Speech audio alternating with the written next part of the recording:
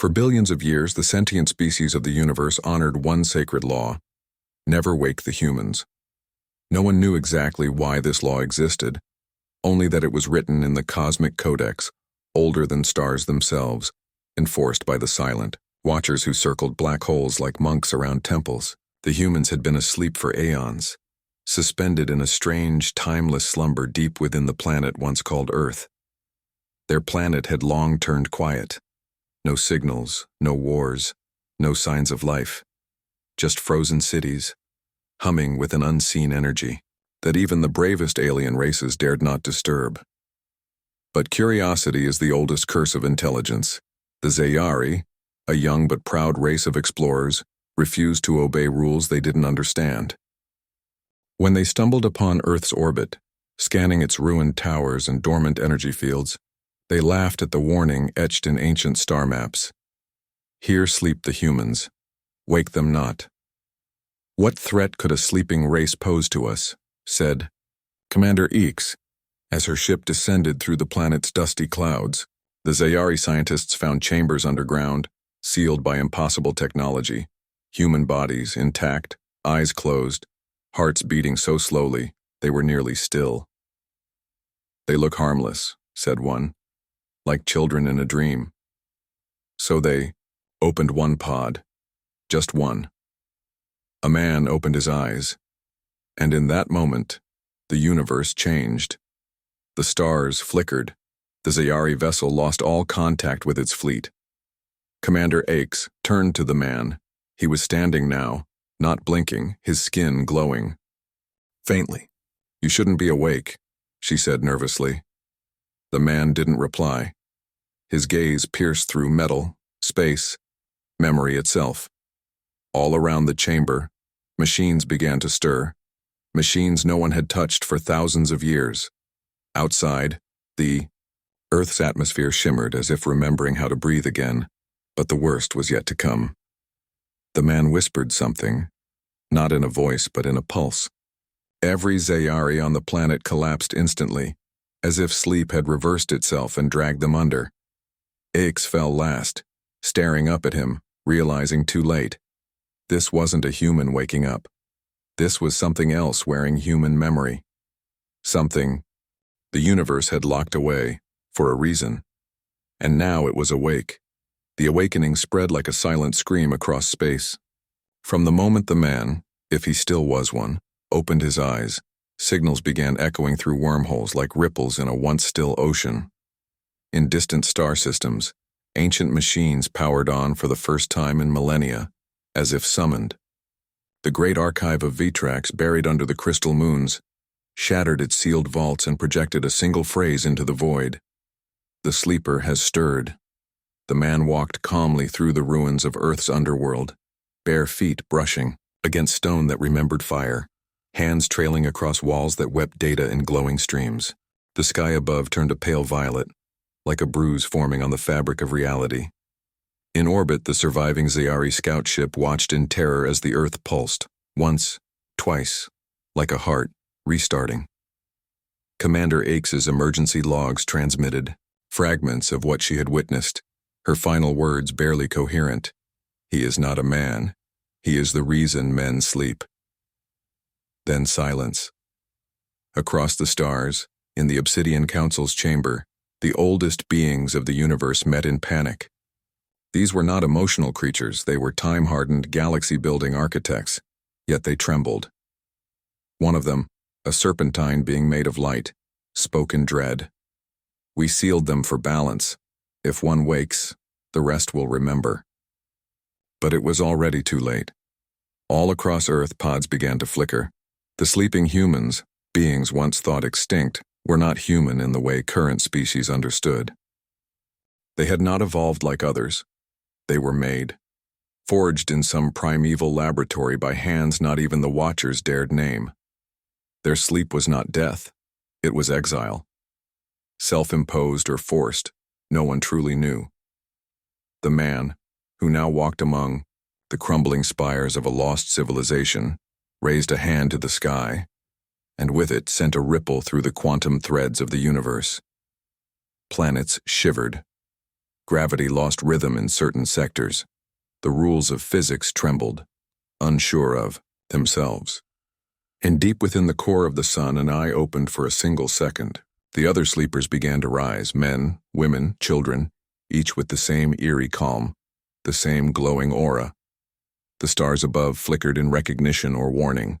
No one could tell. One phrase emerged from forgotten codes embedded in relics, across galaxies, appearing simultaneously in every language known to sentient life. They have remembered. Chaos erupted in the diplomatic corridors of interstellar power. Evacuation orders were issued for entire quadrants. The Zayari were declared extinct, and in the void the Watchers began to fall back, to prepare for containment or perhaps for war. But one Watcher, ancient beyond stars, simply whispered into the dark, "They broke the rule. Now the rule will break them." Meanwhile, the man stood at the ruins of an old Earth city, eyes closed, arms stretched wide. And as thunder cracked from a clear sky, a single word escaped his lips, heavy with the weight of forgotten eons. "Awaken." The world obeyed. As the man's voice echoed across the air, vibrating not through sound but through reality itself, the earth began to hum, low and ancient, like a forgotten engine roaring back to life.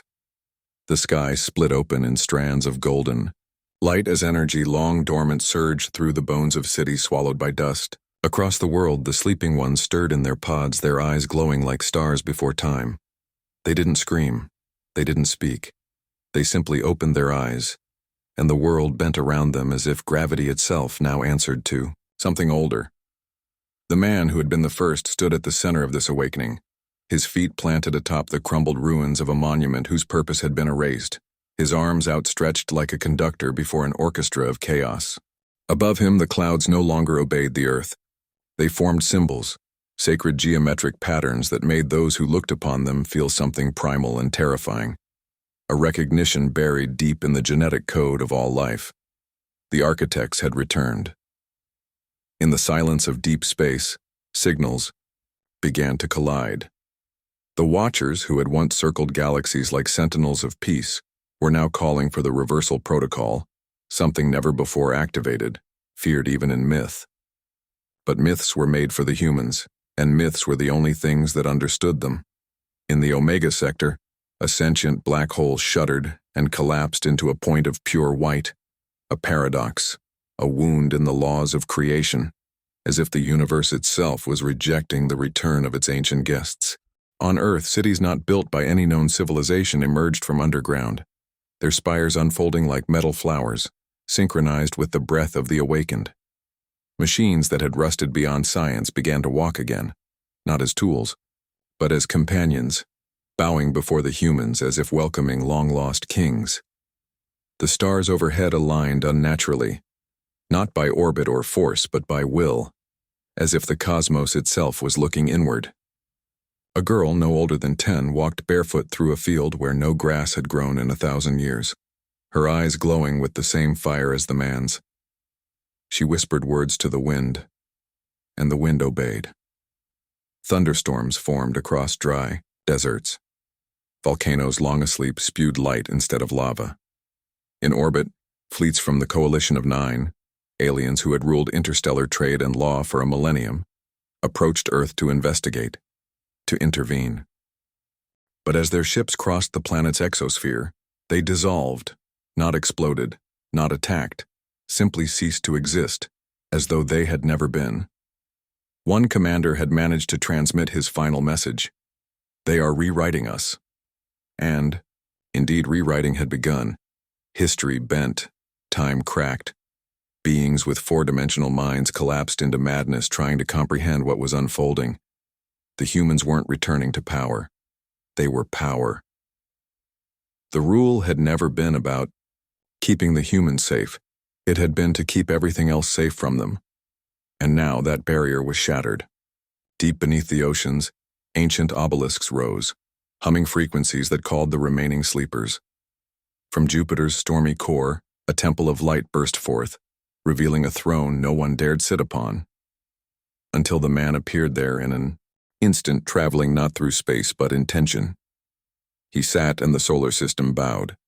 On distant planets, children of alien races began to dream strange dreams, of Earth, of fire, of voices calling them home. A genetic memory, buried by design, had awakened in all living things. The humans were not just an old race. They were the seed of creation, the caretakers of a power so vast it had been locked behind slumber and sealed by law. But now, that law was broken. And laws, once broken, do not mend. They shatter further. The universe, in its complexity, began to collapse into simplicity, as if trying to erase itself before what came next. Somewhere in the fading nebulae, the last watcher recorded his thoughts. We thought they were asleep, but they were dreaming. And now they dream no more. Back on Earth, the girl approached the man on the throne. She tilted her head, curious, and asked in a voice too young to carry such weight, "What now?" The man opened his eyes. Behind them, galaxies spun.